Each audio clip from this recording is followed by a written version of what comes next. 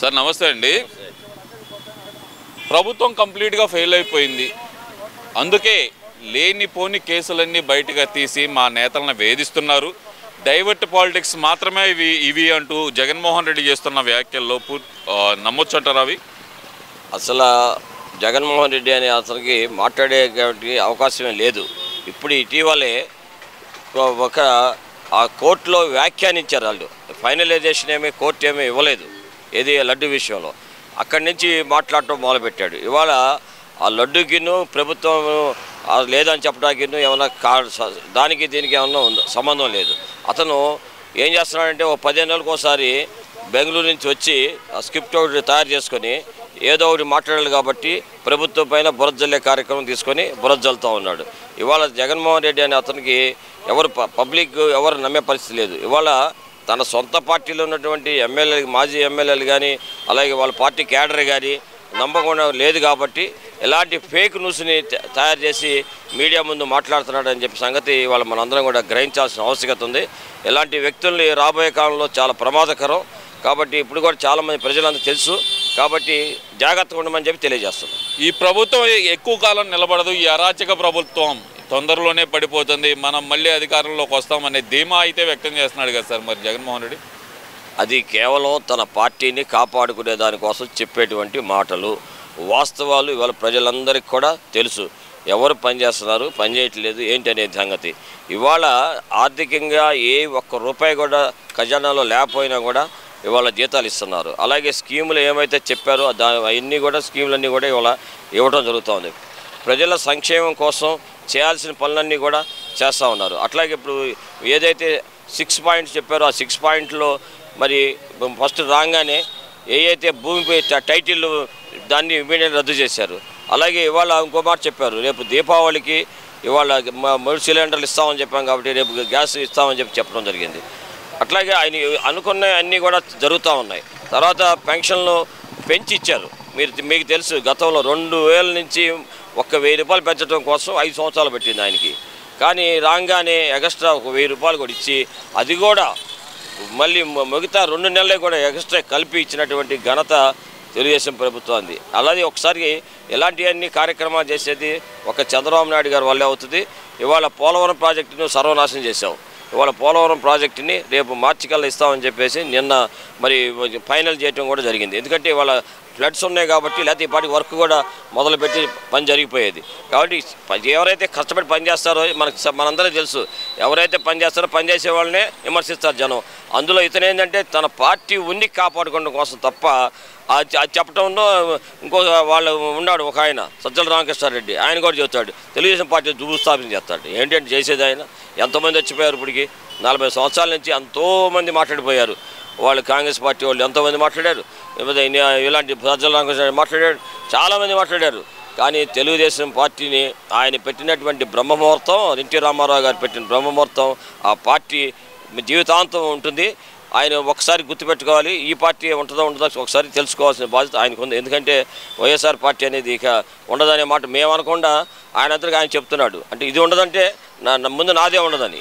ఏదో ఒక సామెత ఉంది, ఎవరైతే ఎదుటి వారికి చేయి పెట్టి చూపిస్తారో తిరిగి 4 వేళ్ళు మనం చూపిస్తే అని చెప్తారు.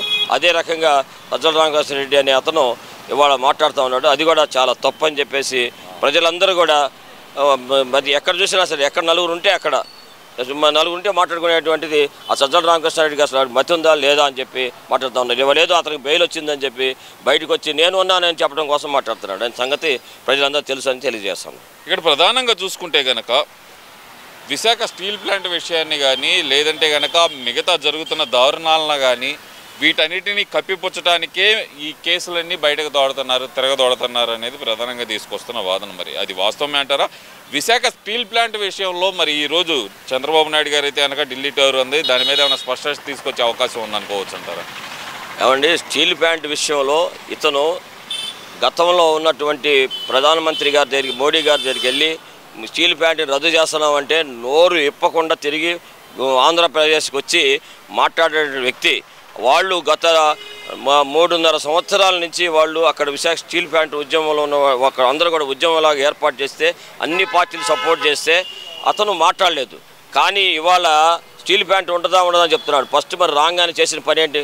అందరూ మీకు ఒకసారి ఎవరైతే ఈ యొక్క అబ్జర్వ్ చేస్తున్నారో ఒకసారి గుర్తుంచుకోవాలి. ఎందుకంటే రాగానే మొట్టమొదటిగా మరి ఆయన ఎవరైతే స్టీల్ ప్లాంట్ మంత్రులు ఉన్నారో మరి కుమారస్వామి గారిని వెంటనే తీసుకొచ్చి ఇక్కడ ఉన్నటువంటి అన్నీ కూడా ప్రాజెక్టు గురించి తెలియజేసి చూపించి ఫిజికల్గా, ఊరికి మాటలు కాదు, ఫిజికల్గా ఇదంతా కూడా స్టీల్ ప్లాంట్ తిరిగి చూపించి అక్కడ ఉన్నటువంటి సాధక బాధలను కూడా చేస్తే వెంటనే ఆయన హామీ ఇచ్చారు.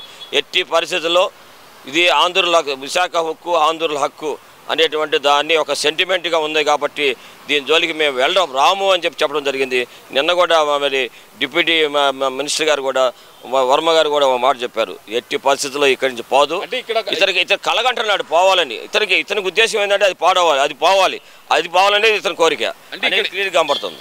ఇక్కడ ఏంటంటే కనుక గడిచిన 3.5 సంవత్సరాలుగా ఏ రోజు స్టీల్ ప్లాంట్ విషయం ఊసెత్తని జగన్మోహన్ రెడ్డి కానీ వైసీపీ నాయకులు కానీ ఈరోజు అకస్మాత్తుగా స్టీల్ ప్లాంట్ మీద ప్రేమ పుట్టుకొచ్చిందంటారా? రాజకీయ కోణంలో దీన్ని ఏమన్నా రాజకీయం చేద్దామని చూస్తున్నారు అనుకోవచ్చు అంటారా? కేవలం మీరు చెప్పినట్టుగా ఇది రాజకీయ ఎత్తుగడ మాత్రమే. ఎందుకంటే ఒక సెంటిమెంట్ ఉంది మన ఆంధ్రాలో. ఎగ్జాంపుల్ చెప్తాను, నా గురించి చెప్తాను. నేను చిన్నప్పుడు స్టీల్ ప్లాంట్ ఉద్యమంలో పాల్గొన్నా. అప్పుడు ప్రతి ఒక్కళ్ళం కూడా చిన్నప్పుడు కూడా మేము విశాఖ ఉక్కు ఆంధ్రులకు, విశాఖ ఉక్కు ఆంధ్రులకు అని చెప్పేటువంటి ఒక సెంటిమెంట్ బాగుంది. ఎందుకంటే ఇప్పుడు తెలంగాణ వాళ్ళు కనుక మాది తెలంగాణ అంటారు చూడండి, అట్లా మాకు కూడా అలాంటి సెంటిమెంట్ ఉంది. కాబట్టి ఇవాళ స్టీల్ ప్లాంట్ని ఒక రాజకీయంగా వాడుకోవాలని చూస్తున్నాడు. మరి 3.5 సంవత్సరాలు నువ్వేం ఎరబోయావా? ఎందుకు నువ్వు పట్టించుకోలేదు? కనీసం నువ్వు అసలు ఒక స్టేట్మెంట్ ఇచ్చావా? మరి ఢిల్లీ దీనికోసం వెళ్ళావా? ఈ సొంత కేసుల్ని కాపాడుకోవడం కోసం 11 సంవత్సరాలు మరి స్టే మీద ఉన్నటువంటి ఏకైక వ్యక్తి ఎవరైనా ఉన్నారంటే మన భారత రాజ్యాంగంలో ఒక్క జగన్మోహన్ రెడ్డి. అలాంటి వ్యక్తి మాట్లాడేటువంటి అర్హత అసలు ఉందా? అసలు మన కర్మకాలి. అసలు అలాంటి వాడు ముఖ్యమంత్రి అవడం మన దళిద్రం. ఎందుకంటే ఒక నేరస్తుడు ముఖ్యమంత్రి అయితే ఎలా ఉంటుందో మరి గతంలో 5 సంవత్సరాలు ఆయన చూపించాడు. కాబట్టి రాబోయే కాలంలో ప్రజలందరూ కూడా గమనించాలి. ఎవరైనా సరే ఇలాంటి నేర చరిత్ర కలిగిన వాళ్ళకి ఎన్నుకోవటం అనేది చాలా తప్పు. ఏ నాయకుడైనా సరే, కార్పొరేటర్ కావచ్చు, అలాగే ఎంపీటీసీ కావచ్చు, జడ్పీటీసీ కావచ్చు, పంచాయతీ ప్రెసిడెంట్ కావచ్చు, ఇలాంటి నేరస్తులను ఎన్నుకుంటే రేపు మీకు ఆ ప్రాంతంలో ప్రజాస్వామ్యం ఉండదు, అప్రజాస్వామ్యం ఏర్పడుతుంది. కాబట్టి ప్రజలందరూ కూడా గమనించాలని చెప్పేసి మీ మీడియా ద్వారా తెలియజేసుకుంటాం. కార్యకర్తలు తెగబడండి, మీ వెనకమాల మేమున్నాం, ఇది వైసీపీ నాయకులు ఇస్తున్న హామీ. దీన్ని ఎలా చూడాలి? రాష్ట్రంలో అల్లకొల్లాలను సృష్టించే ఆలోచనగా ఏమైనా చేస్తున్నారంటారా? లేదంటే కార్యకర్తలకు భరోసా ఇచ్చే క్రమంలో ఏదో నోరు జారి అన్నారనుకోవచ్చు అంటారా? లేదు, అతను ప్లాన్డే. అతను కూడా ఏం చేస్తున్నాడంటే ఎక్కడ అరాచకం సృష్టించాలి, అరాచకం సృష్టించి ఈ ప్రభుత్వాన్ని ఇబ్బంది పెడితే తను బెనిఫిట్ పొందామని చూస్తూ ఉన్నాడు. మీరు కార్యకర్తలను రెచ్చగొడుతున్నాడు. ఏమని? మీకు ఎవరైతే మరి బాబు గారింటి మీద రాళ్ళేస్తారో వాళ్ళకి మంచి పదవులు ఇస్తా, లేదంటే మంత్రిని కొట్టారనుకోండి రాగానే మీకు చైర్మన్ పదవి ఇస్తా, మీకు ఎమ్మెల్యేని చేస్తా. ఎందుకంటే గతంలో చూసాం ఆ సురేష్ అనేవాడికి మరి అక్కడ అరటి చెట్లన్నీ కూడా తగలపెడితే వాడికి ఎంపీ ఇచ్చాడు. ఇప్పుడు వాడు పెద్ద నాయకుడిలాగా మాట్లాడుతున్నాడు. అది ఎందుకంటే వాడికి ఒక సర్టిఫికేట్ ఉంది. ఏం సర్టిఫికేట్ అంటే ఎస్సీ సర్టిఫికేట్. ఆ ఎస్సీ సర్టిఫికేట్ పెట్టుకొని అతను పెద్ద నాయకుడిలాగా మాట్లాడతాడు. మరి అలాంటి వాళ్ళందరికీ ఇలాంటి వాడు ఉండబట్టే అలాంటి వాళ్ళందరూ కూడా నాయకులు అవుతారనే ఉద్దేశం కొంతమంది ఉంటుంది. ఎందుకంటే ప్రతి మనిషికి స్వార్థం ఉంటుంది, నాతుగా ఉంటుంది, స్వార్థం అనేది ఉంటుంది. కాబట్టి ఇలాంటి మాటలు చెప్పి అతను తన యొక్క పంబం గడుపుకోవాలనుకుంటున్నాడు. వాళ్ళు ఎందుకు? నువ్వే చేయొచ్చుగా. ఆ ఏడిపోయేదో రోడ్డు మీద నువ్వే వచ్చి ధర్నా చెయ్యి, నువ్వే గొడవలు చెయ్యి. కార్యకర్తలు ఎందుకు? నువ్వు వెనకాల మీ కార్యకర్తలు వస్తారు, మీ కార్యకర్తలు వస్తారు. నువ్వు చెప్పాలనుకుంది ఏది, చేయాల్సింది ఏది చెయ్యి. నువ్వే రావచ్చు కదా బయటికి. అది నువ్వు రావు. ఆ పాపం అమాయకులైనటువంటి ప్రజలు చచ్చిపోవాలి, వాళ్ళ తల్లిదండ్రులు బాధపడాలి. ఆ పిల్లలు తెలియని వయసులో ఉంటారు. వాళ్ళు రెచ్చగొట్టేటువంటి ఇలాంటి మానుకోవాలని చెప్పేసి జగన్మోహన్ రెడ్డి ఈ కులు రాజకీయాన్ని మానుకోవాలని చెప్పేసి మన ఆంధ్ర వాయిస్ ద్వారా తెలియజేస్తా ఉన్నాం.